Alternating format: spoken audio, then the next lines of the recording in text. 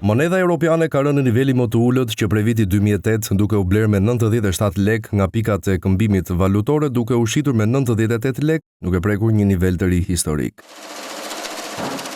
Sipas grafikut që shfaqet curin që nga janari 2008-s tregon një trend të qartë rënës. Në fillim të kësaj periudhe një euro këmbehe mesatarisht me rreth 125 lek për të rënë në vitet në vijim, sidomos pas 2022-shit. Gjatë vitit 2023, euro shkoi në më pak se 110 lek për të vijuar në 2024 nën 100 lek dhe për të arritur në nivelin e ri prej 97 lekëve në këtë të mërkur.